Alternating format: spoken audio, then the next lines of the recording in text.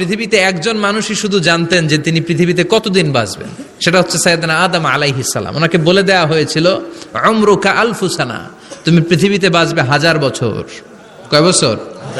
সাইয়েদনা আদমের সামনে অনেকগুলো রুহু রাখা হলো। সাইয়েদনা আদম বললেন, এরা কারা? আল্লাহ বললেন, এরা হচ্ছে নাসালুক, তোমার বংশধর, পৃথিবীতে তোমার পর এরা পৃথিবীতে আসবে। সাইয়েদনা আদম বললেন, আল্লাহ ওই যে একটা রুহু দেখা যায়, এটার নাম কি? আল্লাহ বললেন, হাদা ইবনুকা দাউদ, এটা তোমার ছেলে দাউদ, সে দুনিয়াতে নবী হয়ে আসবে, তার ছেলে সুলাইমানও নবী হয়ে আসবে।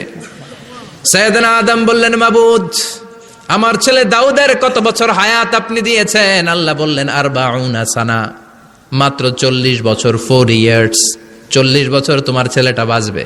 ও আল্লাহ, আমি বাঁচবো কয় বছর? তুমি বাঁচবা 1000 বছর। সুবহানাল্লাহ। সাইয়েদনা আদম বললেন, মাবুদ, এত ফুটফুটে সুন্দর আমার ছেলে দাউদ, মাত্র 40 বছর দিলেন কেন? জিদ মিন উমরিহি, বাড়ায়া দেন। কি করেন? সুপারিশ করতেছে পোলার লাইগা। কে? বাবা। আল্লাহ আপনি বাড়ায়া দেন। আল্লাহকে বাড়ানো যাবে না, লেখা হয়ে গেছে।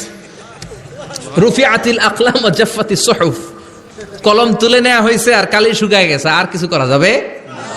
সাইয়েদনা আদম বললেন, মাবুদ, আমার 1000 বছর কেন দিলেন? আমার এই সুন্দর ফুটফুটে ছেলেটারে মাত্র শুধুমাত্র 40 বছর কেন দিলেন? ও মাবুদ, আমার 1000 বছরের দরকার নাই, আমার 1000 বছর থেকে 60